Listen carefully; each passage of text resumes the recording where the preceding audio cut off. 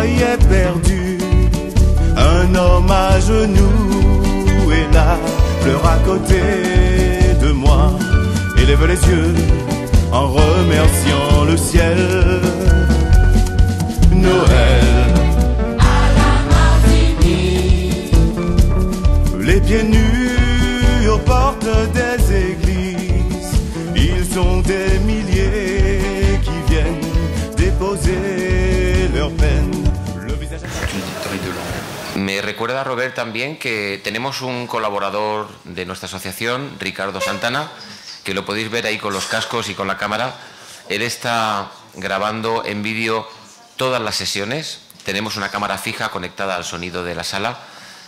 Tendremos a disposición de todos los participantes tanto la grabación en bruto de todas las sesiones, así como algunos clips en particular de presentaciones, de intervenciones de particular relevancia o de algunos hitos que podamos ir viendo durante el desarrollo de las jornadas.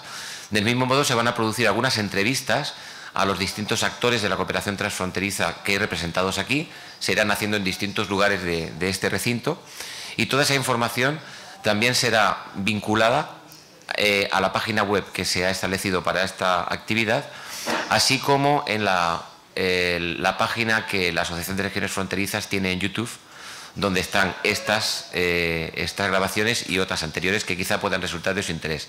Si además alguno de los participantes tiene un particular interés en que se realice alguna grabación, alguna entrevista para hacer un anuncio determinado de una actividad que deseen luego poner online, solo tiene que decírnoslo. Pueden venir directamente a mí o bien hablar con Ricardo. Muchas gracias. Y ya que estoy, me indica también Robert que presente al siguiente ponente. Para mí es un placer doble, porque se trata de uno de los vicepresidentes de mi asociación, así que lógicamente es para mí un placer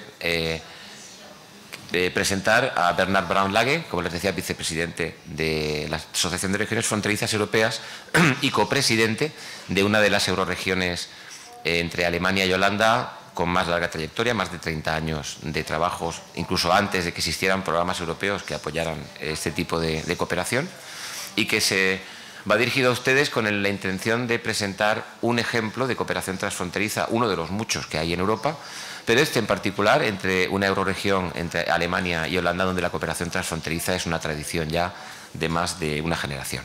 Así que sin más, pues le daríamos la palabra al señor Bernard Braunlage.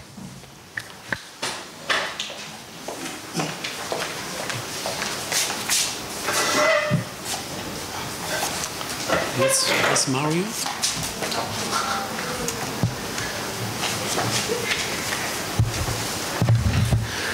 It has disappeared. No, he's disappeared? Yeah, I will try. I will try. I think this is...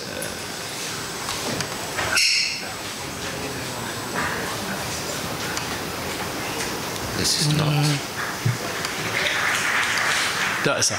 Ja, auf jeden Fall ist hier. Ja, ja. Nee, genau. Und da unten, ja.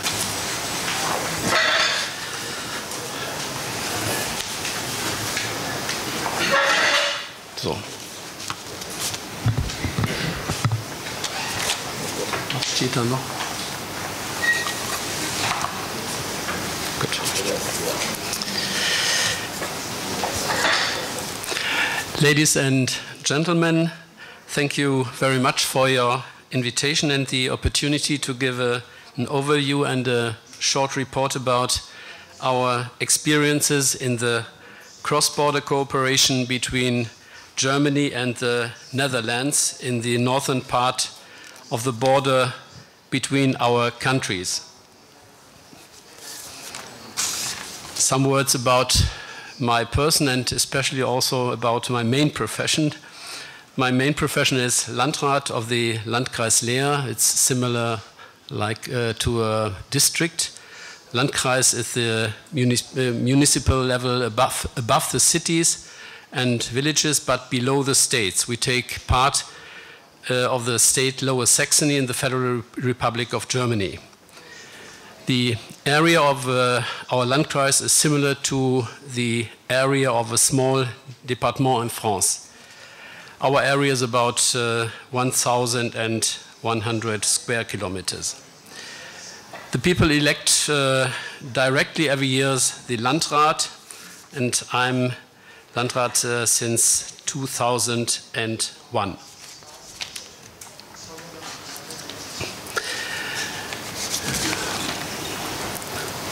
The Landkreis Leer has about 165,000 inhabitants. The largest employees for our people are the Volkswagen factory in Emden.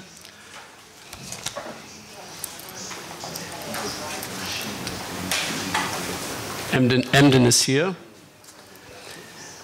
The shipyard, Meyer shipyard in Papenburg. Papenburg is there.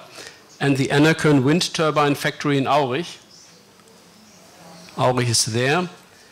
They are all situated just outside of our district, but very important for us and the whole region. Volkswagen builds the model Passat in Emden. The Meyer shipyard builds various types of ships, especially the largest cruise ships in the world. And yesterday you could see in the harbor one of the ships which was built 2004 in Papenburg, and I saw it when it was built there. This is the last ship they built in Papenburg.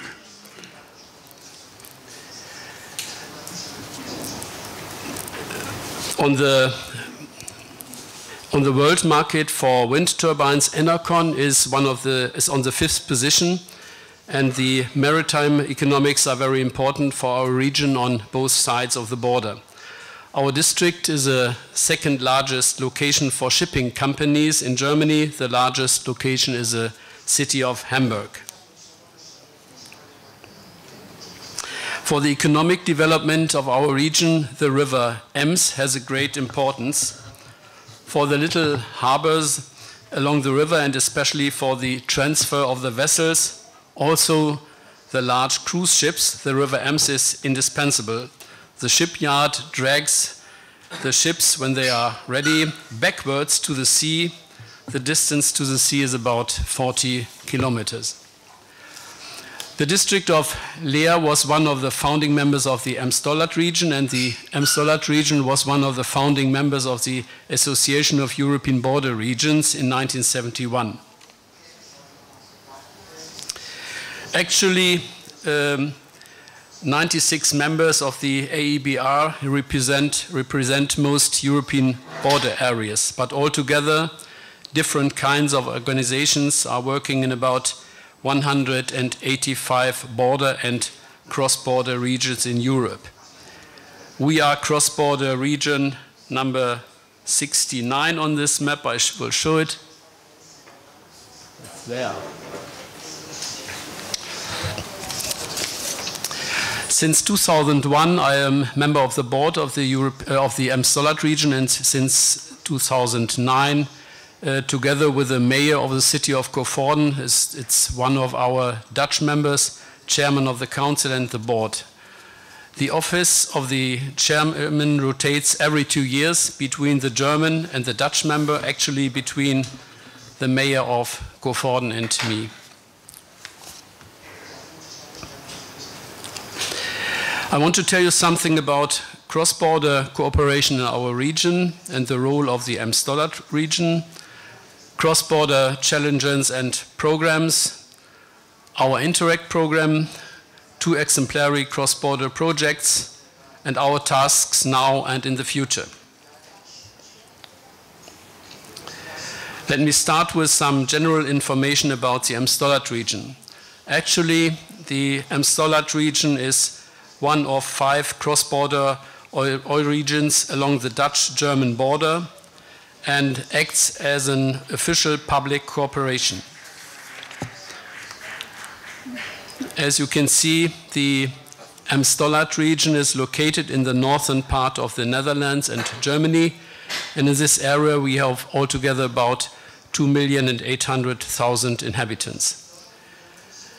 We have a low population density on both sides of the border. The region is one of the sparsely populated areas of both countries. The Emstolat region at present has 102 members, like municipalities, chambers of commerce, cities, counties or districts, etc. The Emstolat region promotes cross-border cooperation between these members, which are located in the Dutch provinces of Groningen and Drenthe, the German districts of Aurich, Emsland, Leer, Wittmund, Cloppenburg, Friesland and Ammerland. Some more information about the area where the Emstolat region is active. The area from the north to the south is about 175 kilometers long, and from east to west about 210 kilometers. Within the economy in the Emstolat region, agriculture and industry are important, especially the exploration of natural gas, wind energy, biogas and the maritime economics. It is characteristic for our region that there are a lot of rather small companies in the Emstolat region. 90% of the companies have got less than 50 employees. Some details about the organization of the Emstolat region. Good.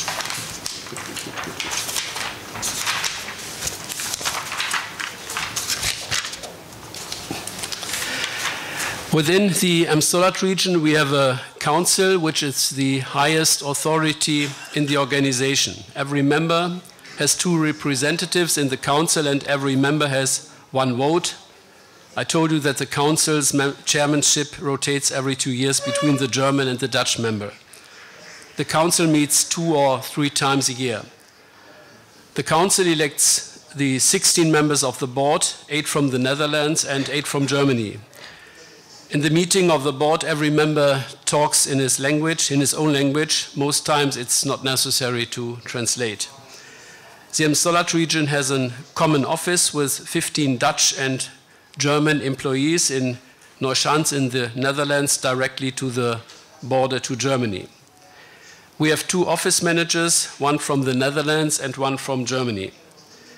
One of them is responsible for the management of the programs of the European Community, especially for the advice during the application process for an Interreg project. Other focal points are cross-border projects for youth and sport, cultural and tourism projects in the Emstolat region. Networking is very important for both for the both directors of the office, but also for the members of the board. Very often they can help with their personal contacts. An important task for the office is the cross-border info point, which deals with social security, taxes and the labor market for those people who want to work in the neighboring country. The office organizes meetings with experts from the ministries of both countries for the people. This project is very successful. The Emstolat region has its own financial resources to carry out a part of its activities. The financial base of the Emstolat region comprises the members' contributions. In stimulating cross-border cooperation, the Emstolat region also receives financial support from the Dutch provinces of Groningen and Drenthe, together with project-based subsidies from the state of Lower Saxony.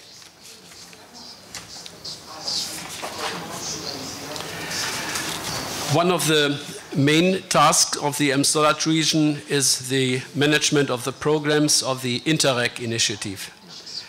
Priorities of the programs were economic, technology and innovation, strengthening of sustainable region development, integration and society. Criteria for an Interreg project were they should have certain cross-border values. They have to improve cross-border cooperation. They have to improve the labor market and the economic structure of the region. They have to be focused on the people in the region. And projects should offer equal opportunities for men and women. Because of the great importance of the cross-border character, all these projects have to be developed and completed by one Dutch and one German partner. And we have to deal with 3 different law systems, Dutch, German, and especially also from Lower Saxony. In the period 1991 and 2006, the Amstolat region finished Interreg projects with a total invest of 200 million euro and a contribution of the United Community of 72 million. In the period 2007 to 2013, we finished Interreg projects with a total invest of 295 million and a contribution of the European Community of 138 million. Themes of the projects were energy, maritime, tourism, plastics, metal, farming, sensor technology, building, public health, demography, labor market, logistics, water, nature, culture. And cross-border projects were, for example, education, public transport, hospitals, police, fire department, and others.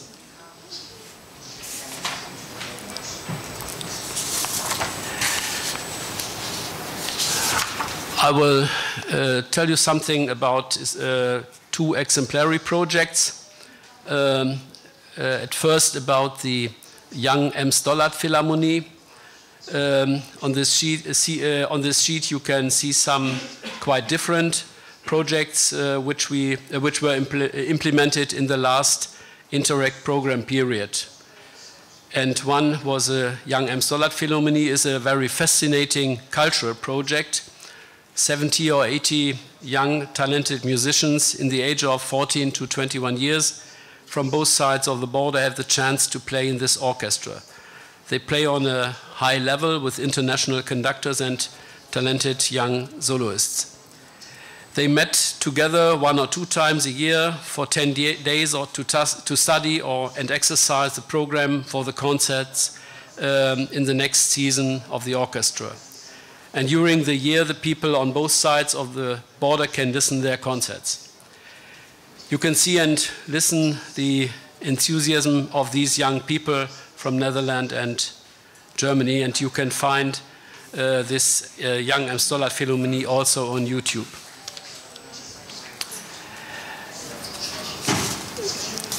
The other project is Maritime. Maritime is the abbreviation of Maritime Technologies and Innovations, Model Region Germany, Netherlands.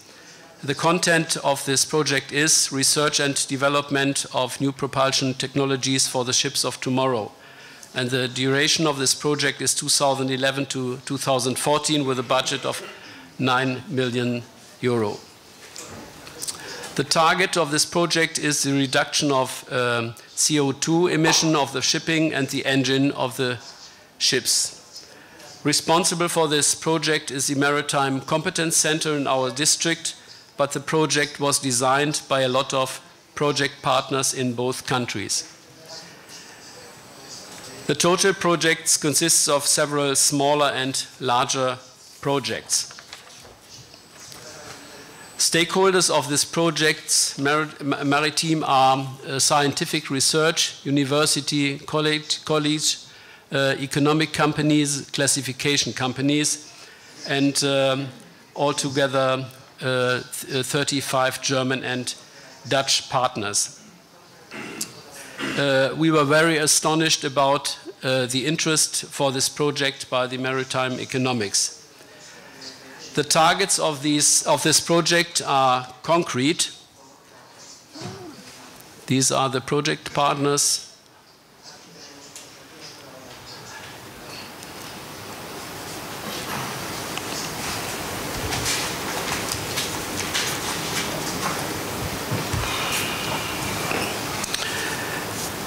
One project is LNG passenger vessel.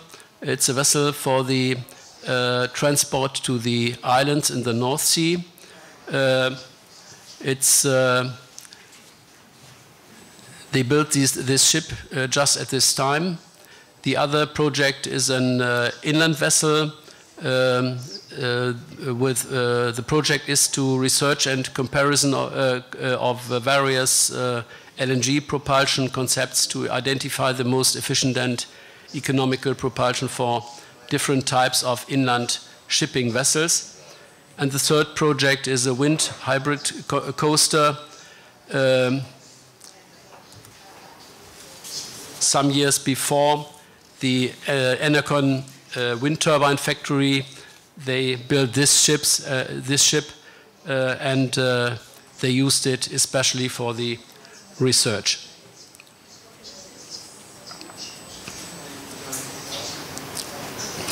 At the end, I finally want to tell you about the future challenges in the Emsdollad region. For the next period of the Interreg program, we produced a paper which contains the important subjects.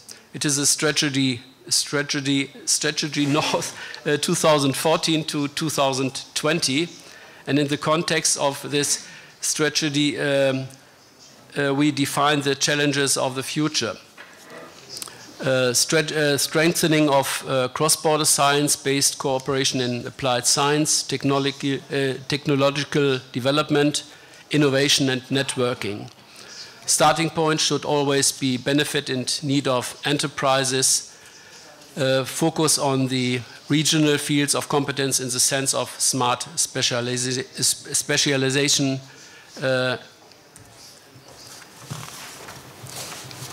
And these are the fields: energy, bioeconomy. For us is very important, especially maritime economy, and for the Netherlands, water technology. For the whole region, health economics. These are the fields for the future. Thank you for your attention.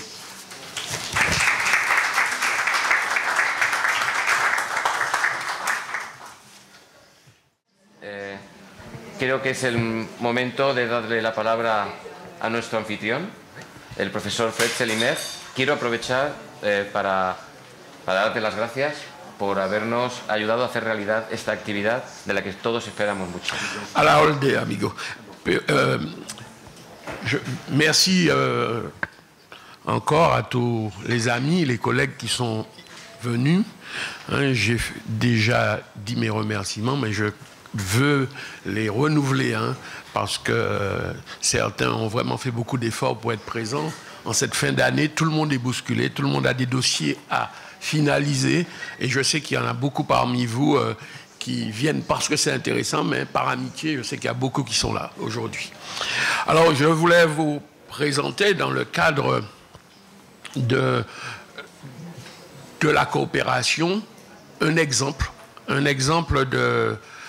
d'opération que nous mettons en œuvre grâce à l'aide d'un programme européen, le programme Interreg 4 que beaucoup ici connaissent parfaitement et que d'autres un peu moins. Alors ceux qui connaissent bien le programme Interreg 4 vont avoir à s'ennuyer quelque peu, mais permettez, souffrez un peu que j'explique à ceux qui ne connaissent pas. Je vois ici les amis de la Guyane qui connaissent parfaitement, de la Guadeloupe et de la Martinique. Bon, mais enfin, il y a d'autres qui ne connaissent pas parfaitement et c'est normal que je leur explique un peu ce qu'on fait. Alors, l'Euro-Institut, c'est à l'image de ce qui se fait en Europe, des Euro-Instituts pour permettre une meilleure fluidité, un transfert de savoir et de savoir-faire entre les frontières des pays de l'Europe, des pays européens eux-mêmes. Mais nous avons pensé que nous pourrions appliquer cette même idée dans la Caraïbe, créer un Euro-Institut caribéen, nous avons prolongé le nom, et c'est pour permettre une meilleure fluidité entre les opérations, entre les différents pays de la Caraïbe. Alors, nous avons à l'université mis en place cette opération Et nous avons, avant de commencer cette opération, nous avons mis en place les enjeux de la coopération territoriale.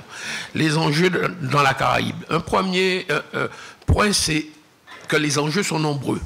Mais un premier enjeu, c'est un constat et un paradoxe à la fois. Pendant que l'Europe nous aide à nous intégrer dans la Caraïbe, et en même temps, on constate que plus on devient européen, plus on respecte les normes européennes, plus le niveau de vie de nos régions européennes dans la Caraïbe s'améliore, hein, et plus nous avons tendance à nous éloigner de notre propre environnement caribéen. D'où le paradoxe. Hein, il y a vraiment un paradoxe là qu'il faut régler. Et la coopération territoriale dans la Caraïbe vise donc à corriger cette situation paradoxale. Parce que plus nous devenons européens, plus on s'éloigne de la Caraïbe. C'est quand même un paradoxe qu'il faut relever. Et l'Europe, la Commission a très bien compris ça, puisqu'elle aide les régions européennes à rester caribéennes, et en complétant la politique régionale communautaire, en renforçant l'intégration de ces régions européennes dans leur environnement. Et vous êtes censé le savoir qu'il y a un programme en ce moment de voisinage qui est en train de se préparer à la Commission pour pouvoir encore renforcer notre appartenance dans la zone Caraïbe. Alors, un deuxième enjeu, c'est pour l'Europe et pour les RUP de la région Antilles-Guyane. C'est la logique gagnant-gagnant. L'UE aide les RUP à travers les fonds structurels, y compris à travers la coopération territoriale, mais aussi les RUP peuvent aider l'UE en ayant une plateforme européenne dans la zone. Et on peut avoir une vision extensive du territoire européen, pourquoi pas, mais aussi les RUP participent à la diversité de l'Union européenne. L'Union européenne, c'est une diversité de cultures, de langues, de pratiques, etc. Donc, les RUP, donc il y a une logique gagnant-gagnant à travers les enjeux de la coopération européenne. Et quelle est la méthode de la coopération? Eh bien, elle découle elle-même des enjeux et des acteurs. Un cadre européen qui a été mis en place pour permettre cette coopération caribéenne à travers un programme que certains connaissent parfaitement, qui est le programme Interreg Caraïbes, avec un fort soutien financier, public, il faut le dire. Un fort soutien financier, ça peut aller jusqu'à 90%, et la partie fédère peut aller jusqu'à 75%. Certains collègues d'autres pays ne le savent pas, mais je veux insister que la contribution européenne, pour permettre et pour corriger justement ce paradoxe, la contribution européenne est significative, très importante, elle peut aller jusqu'à 75%, ce qui est incroyable, ce qui est très important. Alors, dans le cadre défini, on peut être financé à travers des opérations, mais les opérations doivent avoir quand même des porteurs de projets, des opérateurs. Les opérateurs peuvent être publics, les organismes peuvent être publics, les opérateurs peuvent être des collectivités, des organismes privés sans but lucratif et des entreprises privées. Donc, vous voyez, le champ d'application est relativement large, bien entendu, moyennant l'attribution des aides, notion de subvention et de conventionnement. Il faut d'une convention pour percevoir ces dotations. Maintenant, il y a une situation particulière. Pourquoi nous et pourquoi pas un autre acteur? Nous ne sommes pas les seuls acteurs permettant l'exécution du programme Interreg.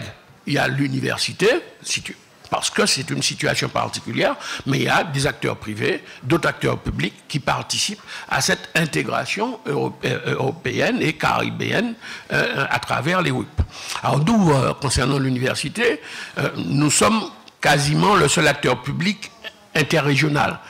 Nous sommes à la fois Martinique, Guadeloupe, Guyane, on va en parler tout à l'heure, pour encore un certain temps, mais nous avons des objectifs et des moyens et une expérience de coopération par définition.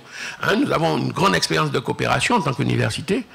Nous sommes presque naturellement un partenaire privilégié de l'Union européenne au plan je dis bien au plan opérationnel, parce que nous avons une diversité d'acteurs, mais aussi un partenaire important au niveau financier, puisque nous pouvons faire jouer la contrepartie nationale à travers les remontées de dépenses de l'université.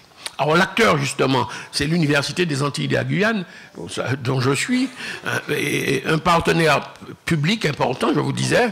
C'est un établissement public d'enseignement supérieur, pour les collègues qui ne le savent pas, l'organisation particulière du fait de sa dimension géographique exceptionnelle sur 3 pays, 3 régions, la Guadeloupe, la Guyane et la Martinique. C'est un acteur important, pour le rappeler à certains collègues qui ne connaissent pas bien les chiffres. Vous voyez, c'est plusieurs milliers d'étudiants, des sites d'implantation importants et plusieurs laboratoires de recherche qui peuvent être des acteurs de la coopération. Quand je dis 20 laboratoires de recherche, il y a toutes les disciplines, c'est pluridisciplinaire, ça va de la chimie, de la physique, de la médecine, l'économie, le droit, enfin, pluridisciplinaire. Alors, le montant, là, n'est plus le même, puisque depuis la loi LRU, nous gérons nous-mêmes le budget de, c'est plus 40 millions, mais 120 millions d'euros de budget. Aujourd'hui, c'est 120 millions d'euros de budget annuel. C'est une maison assez importante. Les acteurs toujours, l'opérateur, qui est l'Université d'Antilles-Guyane, il faut bien qu'il y ait quelqu'un. L'université en soi, rien ne se passe en haut. Tout se passe en bas, comme on dit en général dans l'université. C'est pas en haut que l'on fait les enseignements, c'est pas en haut qu'on fait la recherche, mais à travers les laboratoires et à travers les composantes qu'on fait les enseignements et la recherche. Et nous avons, au laboratoire Sérémia, nous avons déposé un certain nombre de projets. Le laboratoire a été créé en 1986. Et je veux ici revenir sur un point non négligeable que je présentais juste ici, je crois. Voilà. Que ici, dans 2 ans, nous serons plus, vous n'aurez plus les chiffres qui vont baisser, puisque la Guyane, et c'est acté au plus haut niveau de l'État, la Guyane ne sera plus dans l'Université des Antilles de la Guyane. La Guyane aura son université de plein exercice en 2015 ou 2016. C'est des décisions déjà arrêtées et prises par le ministère et par les autorités politiques de Guyane. Alors, il reste à voir, parce que je ne veux pas que vous partiez et que dans un an, vous me dites, mais tu nous avais donné de fausses informations. Non, je veux quand même vous dire que là en ce moment, il reste les Antilles qui doivent discuter si elles restent ensemble ou elles partent.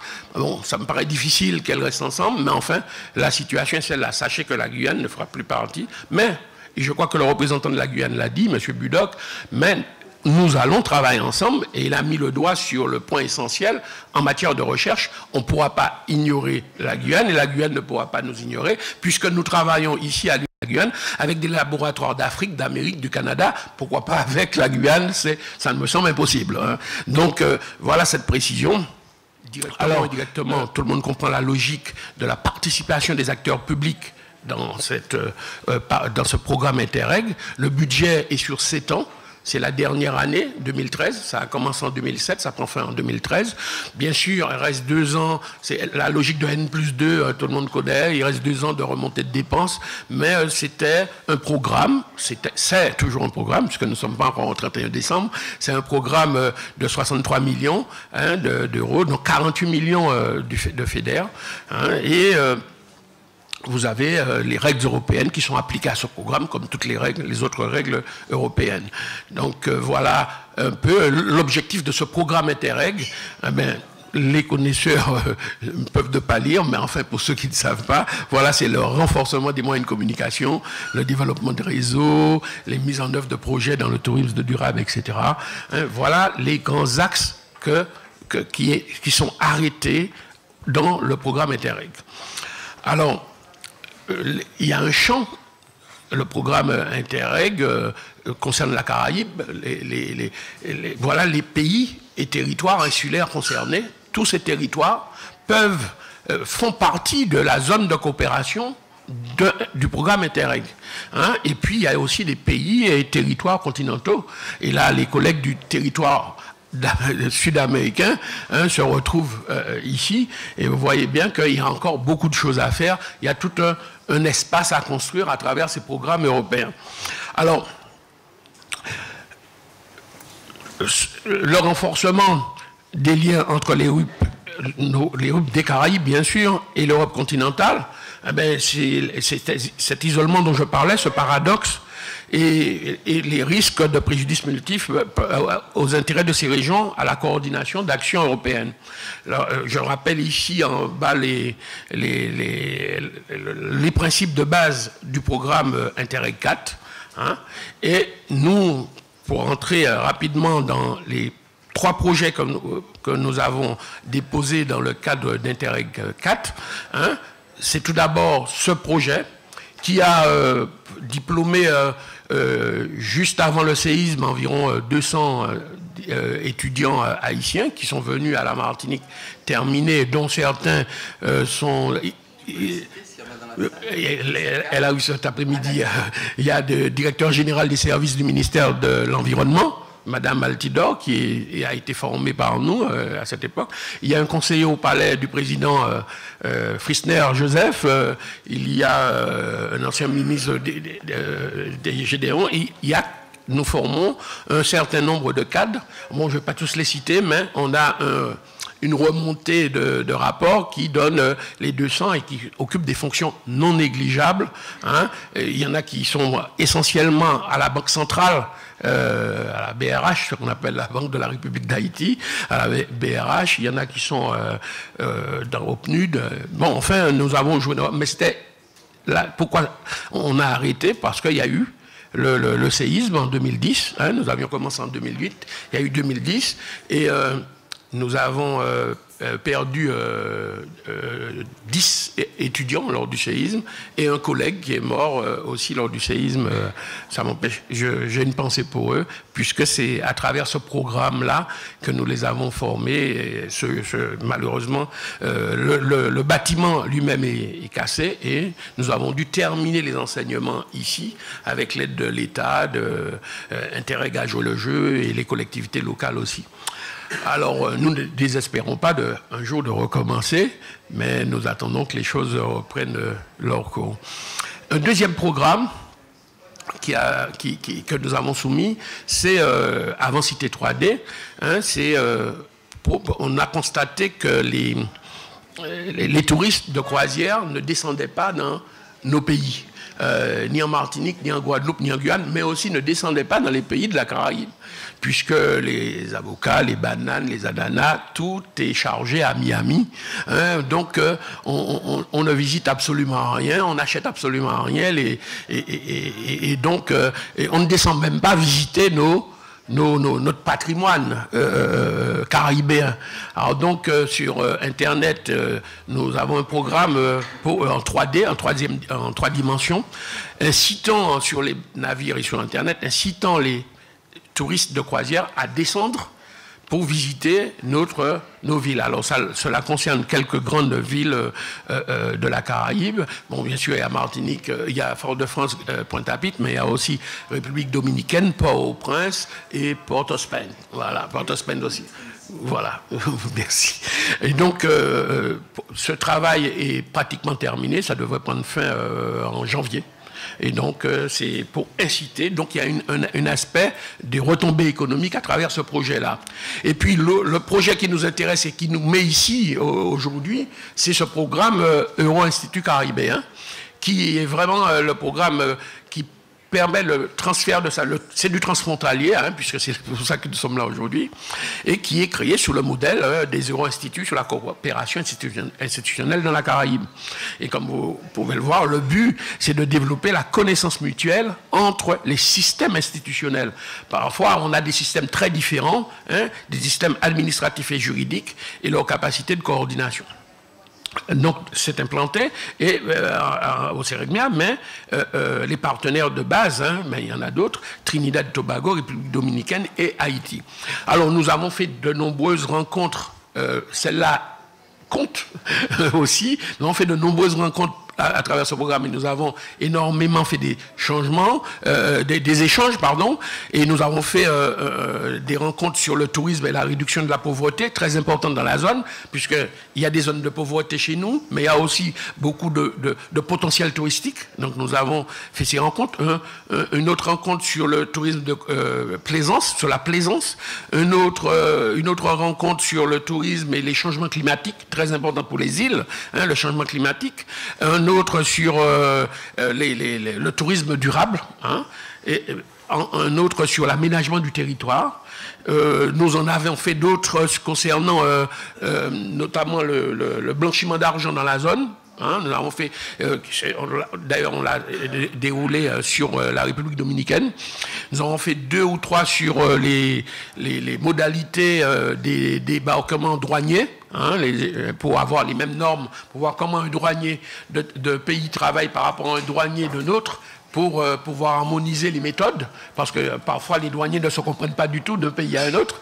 Et voilà, donc nous avons fait des rencontres comme ça, et nous en avons fait tout un paquet, et que je ne vous liste pas là, parce qu'ils sont nombreux. Voilà, je vous remercie de votre attention.